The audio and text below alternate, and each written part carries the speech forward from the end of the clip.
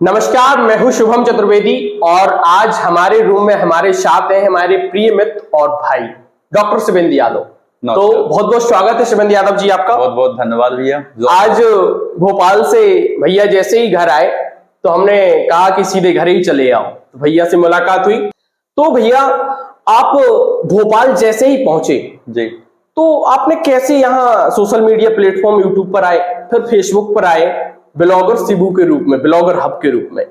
तो जहां आप तैयारी कर रहे थे नीट की, उसी क्षण सोशल मीडिया पर आना, क्या सोचकर आए और क्या प्लानिंग रही? देखिए सबसे पहले तो जब मैं नीट की तैयारी कर रहा था, उसके बाद जब मुझे कॉलेज मिला तो जो कोविड का ड्यूरेशन चल रहा था उस टाइम पे जी, तो जब मैं वहां से भोपाल से घर आया, क्योंकि वहां से सब लोग जब बाहर थे तो ऐसा लग रहा था घर जाना चाहिए घर जाना चाहिए, तो मैं यहाँ से घर आया तो मैं अपना स्टडी मटेरियल लाना भूल गया था। बिल्कुल। तो मैंने सोचा क्यों ना कोविड के टाइम पे सब लोग कुछ नया करने का ट्राई कर रहे हैं, तो मैंने भी सोचा कुछ नया करने का ट्राई करते हैं। और लोगों को मतलब बहुत सारे मैंने ऐसे यूट्यूब चैनल देखे, बहुत सारी ऐसी चीजें देखी हैं जहां पर लोगों को गलत जानकारी दी जाती है। बिल्कुल, मैंने सोचा था क्यों ना एक ऐसा यूट्यूब चैनल बनाऊं जिससे अपने साइड के लोग, क्योंकि अपने यहाँ बहुत ज्यादा बेरोजगार है, बिल्कुल, तो उस तरीके से वो YouTube पे मेरी वीडियो देख के ये भी सीख सकें कि हमें कैसे पैसा कमाना चाहिए। क्योंकि मैं उससे ये भी डालता हूँ कि आप घर बैठ के भी काफी अच्छी इनकम कर सकते हैं। अच्छा। और उसके साथ साथ लोगों को नॉलेज देना, बहुत सारी ऐसी चीजें रहती हैं, जैसे बहुत सारे अपने यहाँ के लोग हैं जिनको YouTube, Facebook, Instagram चलाना नहीं आता है, तो अगर वो मेरी वीडियो देखते हैं कंटिन्यू, तो मैं उनको बताता हूँ आपको क्या कैसे करना चाहिए, मतलब आपके लिए क्या फायदेमंद है, ये सारी चीजें मैं अपने YouTube चैनल पर बताता हूँ। अच्छा, तो जैसे ही आप यहाँ आए यूट्यूब सोशल मीडिया प्लेटफॉर्म पर, तो आप क्या उद्देश्य से आए थे? या पैसा देखा आपने या पहचान देखी? मैंने देखो सबसे पहले तो मैं जब फ्री टाइम में रहता था तो मैंने एक चीज देखी कि क्यों ना मैं एक पार्ट टाइम में एक अच्छा कुछ काम करके, पार्ट टाइम में ऐसा काम जो हमारी अर्निंग को भी इंप्रूव करता रहे, उसके साथ साथ हमारे नॉलेज स्किल को भी बढ़ाए। क्योंकि जब मुझे वीडियो बनानी पड़ती है तो मुझे बहुत सारी चीजें देखनी पड़ती हैं, बहुत सारा ऐसा कि कहीं ना कहीं से मैं फेसबुक से देखता हूँ, यूट्यूब से देखता हूँ, या इनकी गाइडलाइन पढ़ता हूँ कि हमें किस टॉपिक पे वीडियो बनानी चाहिए और लोगों के लिए क्या फायदेमंद होगा। शुरुआत कैसे हुई इस सोशल मीडिया प्लेटफॉर्म बनाने की?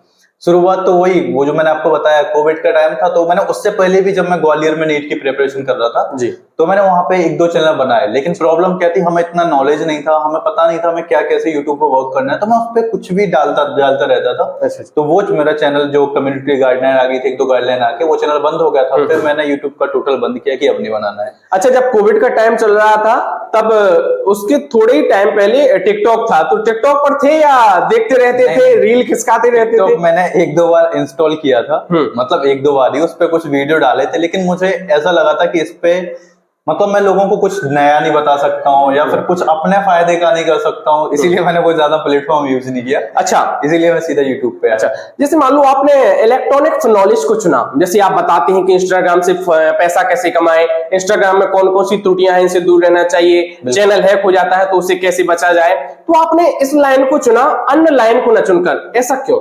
देखिए सबसे पहले तो मेरा दो चीजों में इंटरेस्ट था। सबसे पहले था मुझे मेडिकल लाइन में जाना है, मुझे डॉक्टर बनना है जी।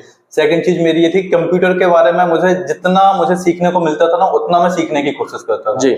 इवन मैंने ग्वालियर में 2-3 महीने की एथिकल हैकिंग की कोचिंग भी की है, क्योंकि मुझे कंप्यूटर से थोड़ा जुड़ा रहना, सोशल मीडिया से जुड़ा रहना और इलेक्ट्रॉनिक के बारे में ज्यादा जानना, जैसे सोशल मीडिया हुआ, उनके अंदर जा जाके कि भाई कौन सी सेटिंग है, वो एक वो रहता है ना कि हमें जाके नहीं पता करना है कि इसके अंदर है क्या, वैसा मेरा सोशल मीडिया पर रहता है। अच्छा। मतलब कोई भी प्लेटफॉर्म आता है, कोई भी नया एप्लीकेशन आता है, तो मैं उसके बारे में जितना हो सके उतना जानने का कोशिश करता हूँ। अच्छा, मोबाइल किस क्षण में आपके पास आया? मोबाइल तो मेरे पास काफी पहले आ गया था। इवन मेरे पास मोबाइल का कलेक्शन अभी भी रखा हुआ है। सबसे पहले एक फोन आता था नोकिया का, जिसके ऊपर और पीछे लाइट रहती थी, बीच के बटन से उठता था, नोकिया 1100, वो मेरे पास अभी रखा हुआ है। उसके बाद मैंने नोकिया लिया था तो नोकिया 1600, वो भी मेरे पास अभी रखा हुआ है। उसके बाद एक्सप्रेस म्यूजिक लिया था। मतलब जितने भी मैंने मोबाइल यूज किए हैं, वो सारे मोबाइल मेरे पास अभी भी रखे हुए हैं, मुझे सबके नाम भी याद है। अच्छा, तो एक नोकिया 3110 या नोकिया 1610 में आपने वो सांप वाला गेम खेला है जिसका सांप मर जाता है? बिल्कुल बिल्कुल बिल्कुल। लेकिन सबसे बड़ी बात मैंने वहां से ये देखी है कि गुस्से में आके अगर अपने आप को पानी पहुंचा दे तो आपका भी विनाश तय है। अच्छा, मतलब कैसा लगा जब अपन वो सांप वाला स्नेक वाला गेम खेलते हैं, तो कैसा लगता है? एक टाइम अलग ही ड्यूरेशन था, क्योंकि वहां पे हमें क्या कैसे करना है, और उसमें सबसे ज्यादा हम वो गेम कितना भी खेलने, लेकिन हमें मोबाइल की हैबिट नहीं होती। अच्छा। और आज के टाइम पे गेम कोई भी आता है तो इसमें हमें गेम की मोबाइल की हैबिट हो जाती है, क्योंकि आजकल आपने देखा होगा पहले की गेम इतने थे कि अपन पहले के गेम भी खेलते थे, उसके साथ साथ फिजिकल गेम भी अपन खेलते थे। अच्छा अच्छा। है ना, जैसे आपने भी देखो कई गेम खेले होंगे तो वो आप मोबाइल पे भी खेलते थे, उसके साथ साथ फिजिकल भी अपन बहुत सारी चीजें करते थे। लेकिन अच्छा। आज के टाइम में बच्चे क्रिकेट भी फिजिकल मोबाइल में खेल लेते हैं, फुटबॉल भी मोबाइल में खेल लेते हैं, और बहुत सारे ऐसे गेम। अब आज तो छोटे छोटे बच्चों के मोबाइल में इतने बड़ी वाली टैबलेट भी है जो फ्री फायर और कौन कौन से गेम होते, पबजी होता, बहुत सारे खेलते। अपन ने नहीं खेला, अपन ने तो वही स्नैक वाला खेला। अपने तो स्नैक वाला ही था, और एक वो था 5 के बटन से चौका क्रिकेट वाला भी आता था उसमें। क्रिकेट वाला वो। तो जैसे मान लो आप सोशल मीडिया प्लेटफॉर्म पे आए, तो सबसे पहले प्रेरणा कहाँ से मिली आपको कि यहाँ जाना है, या आप देखते रहते थे यूट्यूब को? नहीं, मैं देखता रहता। नॉलेज कहाँ से गेन की इसके बारे में, किसने प्रेरणा दी? मैं देखता रहता था यूट्यूब के बारे में, और लेकिन मैं स्टार्टिंग में क्या करता था कि जब मैं वहां पे वीडियो कोई मुझे बनाना होता था तो मैं यूट्यूब पे कुछ वीडियो देखता था। अच्छा। और सबसे बड़ी बात प्रेरणा मिलने का ऐसा है, मैंने यूट्यूब पे बहुत सारी ऐसी चीजें देखी हैं कि बहुत सारे ऐसे लोगों के वीडियो देखे हैं, ब्लॉग्स देखे हैं, जो मतलब एक छोटे लेवल से उठ के बहुत ऊपर लेवल तक गए हैं। हाँ। तो इसी चीज को मैंने फॉलो किया कि हमने कुछ लोगों को सही चीज सिखा सकते हैं। और देखो इसमें एक चीज मैं आपको ओपनली बोलूं जी, तो अपन इसमें एजुकेशन पर्पस से भी करते हैं, और ये भी चाहते हैं हम भी उससे कुछ कमाएं। अच्छा अच्छा।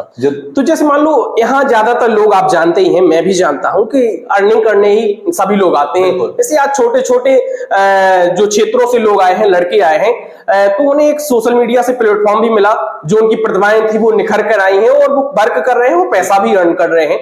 तो जैसे मान लो आप अपनी तैयारी कर रहे थे, नीट की तैयारी में थे जैसा कि आपने बताया, और वैसे ही आप सोशल मीडिया पर स्टंट किया आपने, तो ज्यादातर आप किस में टाइम दिया आपने? सोशल मीडिया पर रहे या अपनी स्टडी में ज्यादा टाइम दिया? देखिए मेरा आज भी ऐसा एक चीज मैं फॉलो करता हूँ, जो हमेशा पहले से फॉलो करता रहा हूँ, कि मुझे यूट्यूब के लिए 2 घंटे एनी हाउ देना ही है।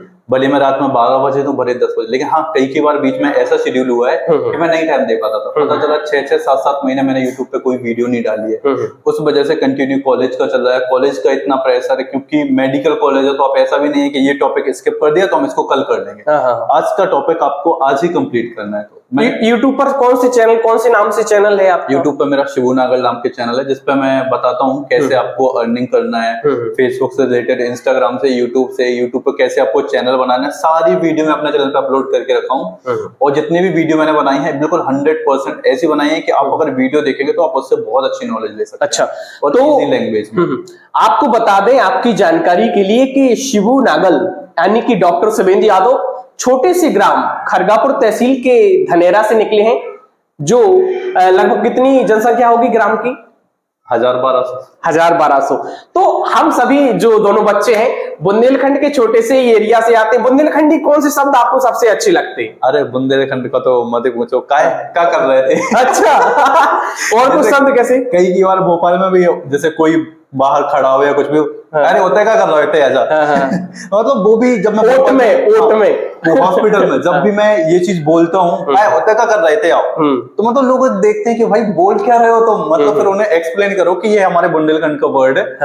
और भी बहुत सारे वर्ड है, जैसे समझ में नहीं आ रही क्या एक बार में, मतलब ऐसे सारे कुछ वर्ड है जो, देखो क्या होता है ना, मैंने एक चीज आप भी समझते हैं, अगर अपन अपनी कितनी भी कहीं भी बाहर की लैंग्वेज यूज कर लो, अगर मैं आपको थोड़ा सा भी परेशान करूंगा निकलेगी मुंह से बुंदेलखंड। अच्छा, निकलती है वो तो, कि यहाँ एमपी नगर से ऐसे आना और यहाँ से राइट ले लेना और सीधे कुलिया चली आई, सीधे कुलिया। तो मतलब अपन आज के बच्चे जो है वो मम्मा बोलते, अपन क्या बोलते थे? अम्मा, बाई, मम्मी। बहुत अच्छा लगता था। तो जो पुराने लोग होते थे और गांव में जो लोग हैं वो बहुत अच्छे लगते हैं, आप ही को लगते हो। और इवन आज भी मैंने देखा है कि जैसे भोपाल तो ठीक है, एक ऐसी जगह है जहाँ पे बहुत ज्यादा पेड़ है, हरी भरी है, लेकिन कई सिटी ऐसी हैं जहाँ पे लोग पेड़ काट रहे हैं। बल्कि गाँव में ये चीज आपको नहीं मिलेगी। गाँव में वो अपना घर को एडजस्ट कर देंगे, लेकिन पेड़ नहीं काटेंगे। अच्छा, शहर की हवा में और गांव की हवा में कितना अंतर महसूस किया? जमीन आसमां का, मतलब बहुत अंतर, ठीक इतने सारे अंतर मैंने महसूस किया। सबसे बड़ी बात, वहां वीडियो बनाने जैसे अपन बैठते थे भोपाल में, तो पता चला घर के बाहर से ऑटो निकल रहा है, वीडियो नहीं बना पा रहे हैं। पड़ोसी का कुत्ता भौंक रहा है, वीडियो नहीं बना रहा है। इस साइड किसी के घर में काम चल रहा है, ड्रिल मशीन चल रही है, आप वीडियो नहीं बना पा रहे हैं। बहुत ज्यादा शोर शराबा, शांति। वीडियो के साथ साथ पता चला आपको रात में पढ़ना है, पता चला बगल में किसी के यहाँ बर्थडे पार्टी, तो म्यूजिक सिस्टम पे लगा हुआ है। आज के समय में आपने देखा होगा सबसे ज्यादा पेड़ों की कटाई चल रही है, तो पर्यावरण के बारे में क्या कहना चाहेंगे डॉक्टर शिवेंद्र? पर्यावरण के बारे में तो यही बोलूंगा कि अभी आपने देखा कि टेम्परेचर 47 हाईएस्ट है।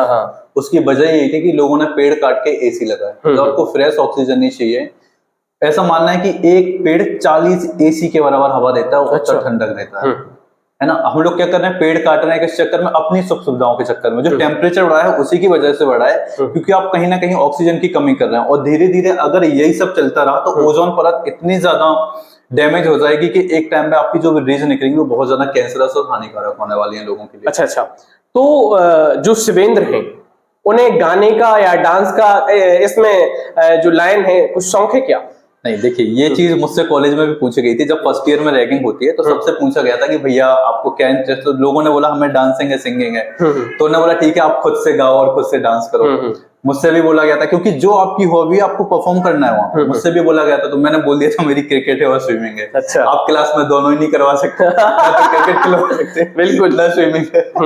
तो अच्छा, क्रिकेट में भी इंटरेस्ट है? क्रिकेट में इंटरेस्ट है और मैंने मतलब स्टेट की तरफ से खेला भी है अपने कॉलेज में। तो बैटिंग करते हैं आप, बॉलिंग? मैं बैट्समैन हूँ, और मेरा बैट्समैन का ऐसा है कि कॉलेज की तरफ से सीधा सिंपल कहना है कि आपका विकेट काउंट नहीं होगा।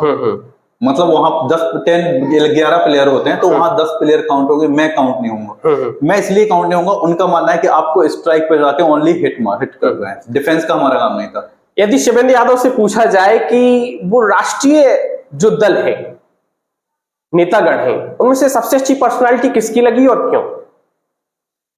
नेतागढ़ में तो इतना मतलब बोलना बहुत ज्यादा मुश्किल है, लेकिन हाँ मुझे अगर मैं बोलूं तो मोदी जी से बहुत कुछ सीखने को मिलता है, क्योंकि उनने जो देश के आपसी संबंध है वो बहुत अच्छे बढ़ाए हैं। उसके साथ साथ गरीबों के लिए बहुत ज्यादा, आप ये देखो पहले हमें आयुष्मान कार्ड के, जो अभी आयुष्मान उनकी योजना, बहुत अच्छा आयुष्मान कार्ड बना रहे हैं, क्योंकि जो योजना वो लेके आए उनसे गरीबों को इतनी ज्यादा हेल्प मिली है कि सबसे ज्यादा लोगों का पैसा जाता था वो इलाज में जाता था। क्योंकि इतना ज्यादा, हाँ थोड़ी महंगाई बढ़ी है, तो उसका जो पैसा आया है जीएसटी का, वो देश के विकास में ही खर्च हुआ है कहीं ना कहीं, है ना। और जो जीएसटी का पैसा आता है उससे आप ट्रीटमेंट करवा रहे हैं अपना, क्योंकि आपके पास अगर मैं आपको 50 रुपए अभी दूं तो आप वो 50 रुपए कहीं ना कहीं खर्च कर देंगे जी। उस 50 में से आपको 50 में दूं, उसमें से मैं आपको 5 रुपए मैं रख लूं, 45 आपको दे दूं, तो 5 रुपए ऐसा रहेगा कि मैं आपको कभी ना कभी हेल्प में तो आऊंगा, बिल्कुल आयुष्मान कार्ड के रूप में आऊंगा। और भी बहुत सारी ऐसी योजनाएं हैं, लोगों को घर घर जाके पैसा दे रहे हैं। जो महिलाओं के लिए अभी मध्य प्रदेश में शिवराज सिंह चौहान ने निकाला था, उनके लिए भी अकाउंट में पैसे जा रहे हैं। आपके घर में जो पक्का घर करवा रहे हैं, ये सब पैसा कहाँ से आ रहा है? टैक्स से पैसा आ रहा है। अच्छा, तो शिवेंद्र यादव मेडिसिन की किस लाइन में है वर्तमान में? मैं अभी फिजियोथेरेपिस्ट हूँ। अच्छा। क्योंकि स्पोर्ट्स में मैंने एक चीज देखी है, अगर मैं एलोपैथी करूंगा, कुछ भी करूंगा, मेरा स्पोर्ट्स में बहुत पहले से इंटरेस्ट रहा है, तो मैंने सोचा स्पोर्ट्स में जाना है तो क्यों ना हम एक फिजियोथेरेपिस्ट के रूप में भी स्पोर्ट्स में जा सकते हैं। वहां पर जाके, क्योंकि फिजियोथेरेपी एक ऐसी फील्ड है जिसमें बिना किसी ट्रीटमेंट के, मतलब बिना किसी मेडिकल के, आप फिजिकली ट्रीटमेंट दे सकते हैं लोगों को। अच्छा। उससे रिलीफ भी होता है। बहुत सारे ऐसे पेशेंट होते हैं, जैसे आपको घुटने में दर्द है, जो जागरूक पेशेंट होते हैं वो फिजियोथेरेपी प्रेफर करते हैं। जैसे आपको घुटने में दर्द है तो अपने यहाँ लोग क्या करते हैं, सबसे पहले डॉक्टर के पास जाते हैं, इतना दवाइयां लेके आ जाते हैं, वो कंटिन्यू खाते हैं। अगर आप बड़े लेवल पर जाएंगे तो वहाँ दवाइयां नहीं खाते हैं, वहाँ फिजियोथेरेपिस्ट को बोलते हैं कि सर ऐसी ऐसी प्रॉब्लम है, आप कैसे ट्रीट करेंगे। तो उनको हम लोग अपने हिसाब से फिजिकली ट्रीटमेंट देते हैं ताकि उनको रिलीफ मिले, लॉन्ग टाइम के लिए रिलीफ मिले। कई बार पेशेंट को परमानेंट रिलीफ मिल जाता है अगर वो कुछ एक्सरसाइज को कंटिन्यू अपने जीवन में रखते हैं। तो यदि डॉक्टर शिवेंद्र को भारत भ्रमण पर निकाला जाए तो वो सबसे पहले किस स्थान पर जाना चाहेंगे और क्यों? तो मैं ऑप्शन दिए देता हूँ। हाँ। केदारनाथ हो गया, बद्रीनाथ हो गया, तो मतलब चारों धाम तो हो ही गए। हाँ। तो इसमें से भी किस जगह को चुनेंगे? अगर मैं चुनना चाहूंगा तो मैं केदारनाथ को चुनूंगा। हाँ हाँ।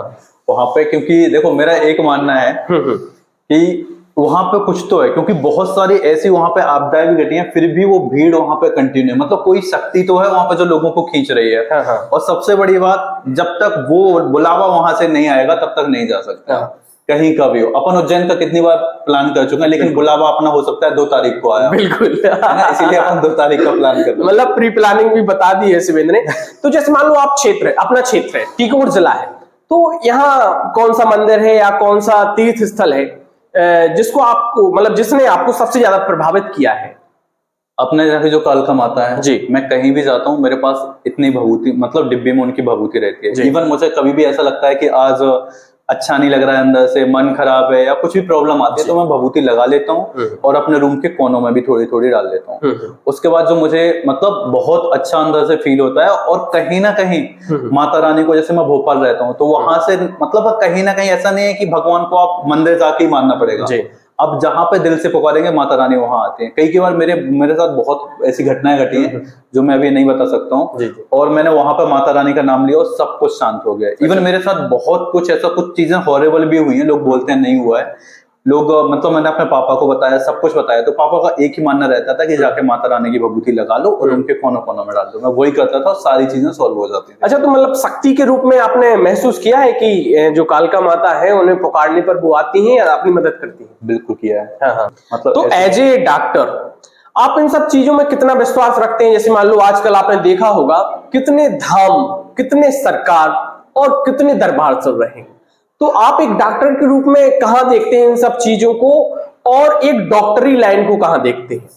देखिए, डॉक्टरी लाइन एक अपनी जगह अलग है, क्योंकि बहुत सारे ऐसे ट्रीटमेंट हैं जहाँ पे इन चीजों से ऐसा नहीं है। हो सकता है कि आपको घर में कुछ दोष चल रहा हो या कुछ प्रभाव है, वो आपको मंदिर से ही दूर होगा, या फिर कहीं किसी के पास आप बैठते हैं, कहीं दरबार में जाते हैं, वहां से दूर होगा। लेकिन कई कई ऐसी बीमारियां होती हैं जो लोग क्या करते हैं कि वो हॉस्पिटल आने से पहले दरबार पहुंच जाते हैं, है ना, क्योंकि बहुत सारी ऐसी जो घर में ही क्रिएट होता है। कई बार आपका वास्तु खराब होता है, कुछ भी प्रॉब्लम होती है, तो वो आपके मंदिर या दरबार से ही ठीक होगा। लेकिन कई बार ऐसी डिसीज आपको होती है जो हो सकता है इंटरनल कोई डिसीज हो, कोई सिंड्रोम हो, तो उसके लिए अगर आप दरबार जाते हैं तो मुझे ऐसा लगता है कि वहां से बेटर आपको हॉस्पिटल जाना चाहिए। तो पहले कैसे चुनना चाहिए? पहले डॉक्टरी व्यवस्था देखनी चाहिए या सीधा दरबार में स्टंट करना चाहिए? पहले डॉक्टरी व्यवस्था देखनी चाहिए। कई बार क्या होता है कि अगर आपकी ये वास्तु खराब होता है या कुछ भी आपको इससे रिलेटेड होता है, तो इसमें ना तो कोई मेडिसिन वर्क करती है जी, आपकी जांच सब नॉर्मल आएंगे जी, लेकिन आपको प्रॉब्लम वही रहेगी, आप कितनी भी मेडिसिन ले लो। अगर आपका तब भी नहीं हो रहा है, फिर उसके बाद चाहे तो आप किसी भी दरबार में जा सकते हैं, कहीं मंदिर पे भी जा सकते हैं। आज आपने देखा होगा कि जो छोटे छोटे ग्रामीण एरिया है, यहाँ सबसे बड़ी भ्रांति होती है कि जैसे ही किसी को अंदर से कोई बीमारी बनती है या कोई भाव रूप में बीमारी बनती है, जो माइंड की बीमारी होती है, तो तत्काल किसी चबूतरे पर जाकर दरबार लगते हैं, यात्राएं लगती हैं। तो इन सब में आपका कितना विश्वास है? नहीं, विश्वास है, जाना बुरी बात नहीं है, लेकिन उसके साथ साथ अगर आप मेडिकल ट्रीटमेंट भी लेते हैं तो वो भी आपको जरूर लेना चाहिए। तो मतलब पहले मेडिकल ट्रीटमेंट लेना जरूरी है। लेना है। अब हम जानना चाहेंगे कि शिवेंद्र की जो दैनिक दिनचर्या है वो क्या है? कितने बजे उठते हैं, कैसे वर्क करते हैं, स्टडी प्लानिंग और सोशल मीडिया प्लेटफॉर्म पर वर्क कैसे चलता है पूरा दिन? अभी जब मैं घर पे हूँ तो अभी तो ऐसा कोई फिक्स नहीं रहता है, लेकिन हाँ एक चीज यहाँ पे बहुत अच्छी रहती है, 10 बजे सो जाता हूँ, 5 बजे उठ जाता हूँ। लेकिन यहाँ पे अभी पढ़ने का तो ऐसा कोई रूटीन नहीं है। और जब मैं भोपाल में रहता हूँ तो मेरा फिक्स रहता है कि मुझे 12 बजे सोना है, 6 बजे सो के उठना है। 6 बजे सो के मतलब 6 बजे मैं फ्रेश होकर एकदम रेडी होकर पार्क में रनिंग के लिए निकल जाता हूँ। अच्छा।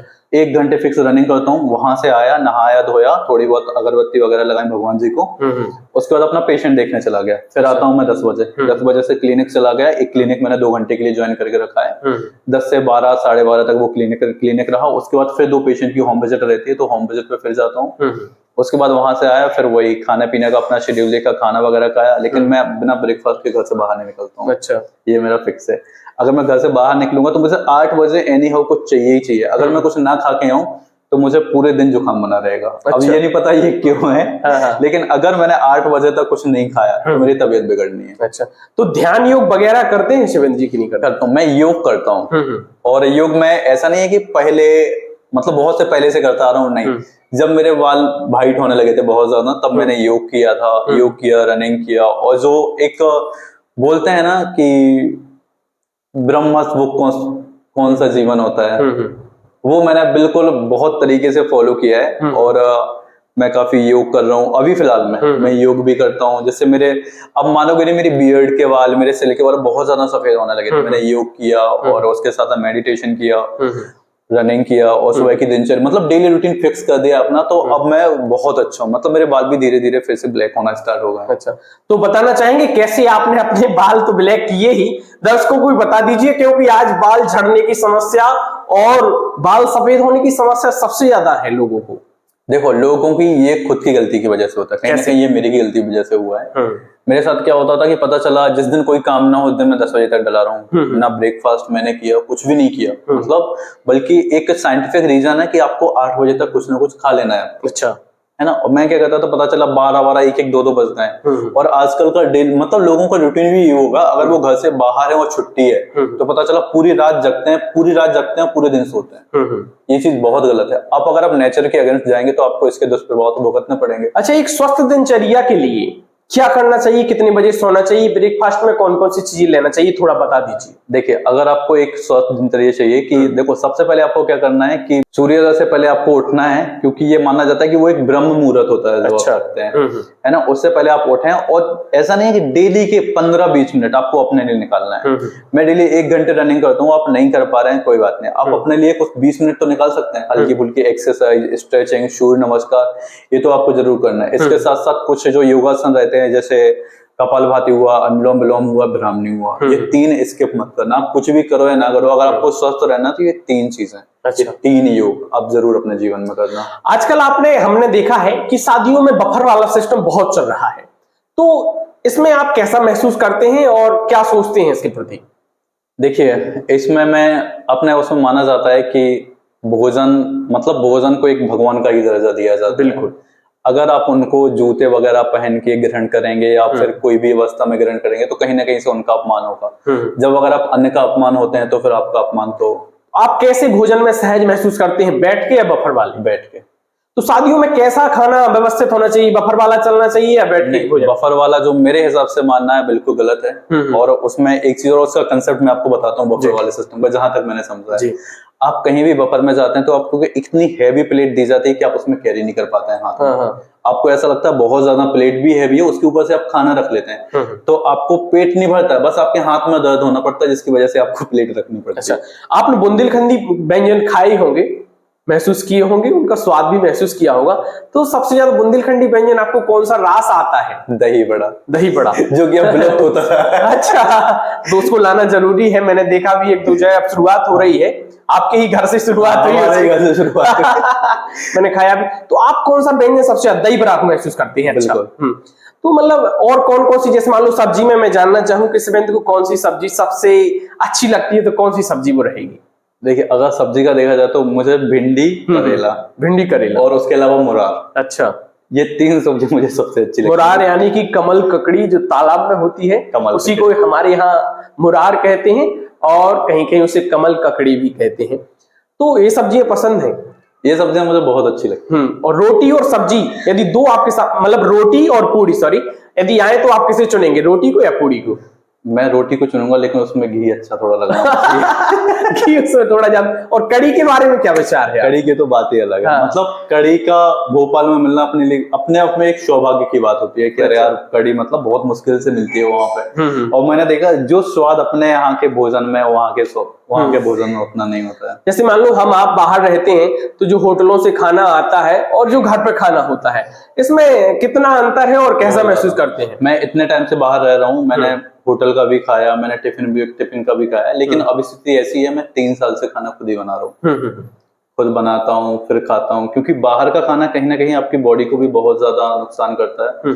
उसके साथ साथ वो टेस्ट नहीं मिल पाता जो हमें घर के खाने में मिलता है। तो डॉक्टर सेवन ने बताया आपकी को कोशिश करें कि घर का खाना ही खाएं, घर का भोजन करें, क्योंकि घर के भोजन में आपको जो खाना है वो आप बना पाएंगे, और उसमें कितना तेल, कितना मिर्च डालना है, उसको अकॉर्डिंग, उसके अकॉर्डिंग आप उसको ले पाएंगे। क्या रहती है वो चीज, लोगों मतलब जो तेल हो या कुछ भी हो, वो रीयूज करते हैं। जैसे सब्जी में तेल ज्यादा हो गया तो वो क्या करेंगे, ऊपर से तेल निकाल के रख देंगे, फिर उसको दोबारा दूसरी सब्जी में डाल देंगे। इस तरीके से पूरी, पता चला उसी उनने एक कढ़ाई में वो 1 महीने से पूरी निकाल रहे हो, उसे भी साफ नहीं करते। मतलब बहुत सारी ऐसी चीजें रहती हैं। उज्जैन गए आप साथ ही उज्जैन गए, तो आपने वहां की शक्ति को कैसे महसूस किया? बाबा महाकाल के उस प्रांगण में जब हम घूमे, हमने फोटो कैप्चर भी की, तो कैसा महसूस हुआ आपको उस वातावरण में? देखिए, वहां के वातावरण का तो मतलब वो एक अलग ही शक्ति है वहां का। जैसे वहां पे आप जाएंगे तो आपको जितनी भी आप परेशानी है वहां जाते ही सारी भूल जाता है। मतलब आपने उज्जैन में कदम रखा, आपको एक ही चीज आती है, जय महाकाल। यही चीजें आ जाती है। बाकी आपके मन में क्या चल रहा है, आपके घर में कितनी परेशानी चल रही है, आप सब भूल जाएंगे। आप यहाँ से भले 10 परेशानी खड़ी करके वहां पे गए हो, वहां पहुंचते ही वो आप 10 परेशानी भूल जाओगे और एक ही चीज नारे लगाओगे, बोलो जय महाकाल। आजकल आपने देखा होगा कि जितने भी विद्यार्थी गण हैं सभी गम में डूबे हैं, बेरोजगारी छाई हुई है, आपको पता है, वैकेंसी नहीं आ रही हैं, तो उनके लिए आप क्या कहना चाहेंगे ताकि वो खुश रह सके? देखिए, उनके लिए तो बस सिंपल सा वही है, क्योंकि आजकल देखा आपने घोटाले बहुत ज्यादा हो रहे हैं, जी, है ना। और एक चीज तो ये भी है कि लोग बोलते हैं कि कुछ भी करो लेकिन रोजगार करो। और जैसे मैं आपसे बोल दूं कि आपने इतनी पढ़ाई की है, मैं आपसे बोल दूं कि यहाँ पे पकौड़े का ठेला लगा के पकौड़े बेचिए, नहीं हो पाएगा। नहीं हो पाएगा, सही बात है ना। आपको यही करना पड़ेगा, एक तो आप अपनी मेहनत को भी जो भी आप कर रहे हो उसको कंटिन्यू कीजिए। जैसे आपको पढ़ाई में इंटरेस्ट है तो आप उसी में कीजिए कि हम पढ़ा के कैसे पैसे अर्न कर सकते हैं, कैसे अपना काम कर। आप कोचिंग चलाइए, आप बच्चों, कुछ बच्चे ऐसे रहते हैं जैसे हमने आज कोचिंग की तैयारी की या कोचिंग पढ़ा रहे हैं, तो कल के दिन अगर मैं अपनी कोचिंग में 5 बच्चे फ्री बैठा लूंगा, 10 बच्चों को पैसे लेके पढ़ाऊंगा, तो ये कोई बुरी बात नहीं है। अच्छा अच्छा, है ना। इसके साथ साथ आपकी एक स्किल भी तो डेवलप हो रही है। जैसे आप पढ़ा रहे हैं तो उससे आप कुछ ना कुछ सीखने को आपको मिल रहा है। तो आपको किसी ने निःशुल्क शिक्षा दी है कि नहीं दी है? निःशुल्क शिक्षा दी है, जिसको इस एरिया के सबने दी है, मुझे भी अजमेरी भाई साहब ने पढ़ाया है। तो अजमेरी सर के बारे में क्या कहना चाहेंगे? अजमेरी सर के बारे में तो मैं ये बोलूंगा कि वो एक भगवान का रूप है जो बच्चों को निःशुल्क शिक्षा दे रहे हैं। मतलब ऐसे गुरु की जो काफी सालों से बच्चों को पढ़ाते आ रहे हैं, सिखाते आ रहे हैं, और ऐसा नहीं है उनके पढ़ाए हुए बच्चे। इवन मैं ग्वालियर में अभी एक IAS के साथ बैठा हुआ था, तो वहां पे वही बात हो रही थी कि अरे इससे मिल रहा है, इससे मिल रहा है। हमने कहा एक दे दी कि हमारे अजमेरी भाई साहब भी हैं जो इतने टाइम से शिक्षा में, फिर आपकी प्रोफाइल पे उनके न्यूज़पेपर की कटिंग और भी बहुत सारे फोटो डले हुए हैं, तो मैंने वो सब निकाल के उनको दिखाए, तो वो भी काफी प्रफुल्लित हुए उनके, मतलब उन्हें भी काफी अच्छा लगा, वो भी काफी प्रसन्न हुई चीज देखे कि हाँ उस एरिया में भी लोग हैं जो बच्चों को फ्री में शिक्षा दे रहे हैं। तो आपने सुना डॉक्टर शिवेंद्र को। निश्चित रूप से आप यह वीडियो देखेंगे तो आपको जानकारी प्राप्त होगी कि कैसे हमें क्या करना चाहिए, कैसे आगे बढ़ना चाहिए। और एक प्रश्न और, अंतिम प्रश्न आपसे रहेगा कि जो वृद्ध लोग हैं उनके लिए आप क्या कहेंगे, क्योंकि वो भी अधिकतम तनाव में रहते हैं, उनके लिए आप क्या कहेंगे? उनके लिए तो एक ही मानना है, वृद्ध तब हो जाते हैं लोग जब वो अपनी फैमिली हर चीज से एकदम फ्री हो जाता है। अच्छा। लेकिन आजकल की जनरेशन मैंने देखी है, वो खुद काम से फ्री रह के, उन्हें ये मतलब नहीं होता है कि हमारे माता पिता कितने वृद्ध हो गए हैं, उन्हें मतलब ये रहता है कि हम फ्री कैसे रहें और इनको कोई ना कोई काम कैसे देते रहें। क्योंकि मैं तो फिजियोथेरेपिस्ट हूँ, बहुत सारे घरों में होके आया हूँ, बहुत ज्यादा लोगों के यहाँ जाता हूँ, और कई बार मैंने ये भी देखा है कि जैसे कोई पढ़ लिख के विदेश चला गया, अपने मम्मी पापा को यहाँ छोड़ के जाते हैं वो जी।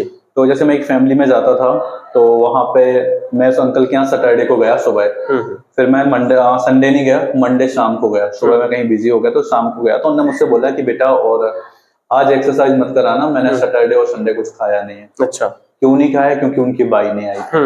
मतलब अगर आपकी ऐसी शिक्षा कोई काम की नहीं है जो अपने मम्मी पापा को बाहर छोड़ के गया। और व्रत के लिए मैं बस यही कहना चाहूंगा कि आपको बस, अगर घर में परेशानी होती है तो आप मोह माया से दूर रह के भगवान की भक्ति पे ध्यान दीजिए और अपने ऊपर ध्यान दीजिए। आजकल आपने देखा है कि लोग लगातार पढ़ते रहते हैं, बाल झड़ते रहते हैं, 30+ पर भी लोग तैयारी कर रहे हैं। तो तैयारी की सही एज क्या है? तैयारी की एज, अगर जैसे आपने 12th पास किया है तो सबसे पहले तो आपका एक एम होना चाहिए कि आपको क्या बनना है जी। कई बार आपने ये देखा है, जैसे मेरे साथ के कुछ स्टूडेंट हैं, उनने 5 साल नीट की तैयारी की, नीट में नहीं हुआ, फिर वो यूपीएससी में लग गए, यूपीएससी की तैयारी की, यूपीएससी में नहीं हुआ तो जाके बैंक में जॉब कर रहे हैं, उसमें फाइनेंसर की जॉब कर रहे हैं। अगर आपको फाइनेंसर की जॉब करनी थी तो इतना टाइम बर्बाद क्यों किया? सबसे पहले तो एक एम डिसाइड कीजिए, क्योंकि आजकल के बच्चे ये देखा है कि 27-28 की एज में तो उनका एक एम होता है कि हमें ये करना है। स्टार्टिंग में फूफा जी ने बोल दिया कि बेटा ये तैयारी करना है, वो उस तैयारी में लगे रहते हैं। उनका कोई निश्चित एम नहीं होता। जिनका एम होता है वो सक्सेस पाते हैं, जिनका नहीं होता है वो भटकते रह जाते हैं। अच्छा, आपके अकॉर्डिंग शादी की सही एज क्या होनी चाहिए? 25 साल की एज में आपको सक्सेस होना चाहिए, और इतना हो जाना चाहिए कि आप दूसरी की लड़की का भार ले सको। अगर आप लड़की घर की लक्ष्मी होती है, अगर किसी की लक्ष्मी को अपने घर में लाते हो तो आपको उसी इज्जत, उसी शौर्य से रखना चाहिए जो वो लोग रखते हैं। चलिए, आपने सुना डॉक्टर शिवेंद्र को। निश्चित रूप से आपको यह जानकारी जो डॉक्टर शिवेंद्र ने दी वो काम आएगी, आपके जीवन में काम आएगी। बहुत बहुत धन्यवाद। धन्यवाद।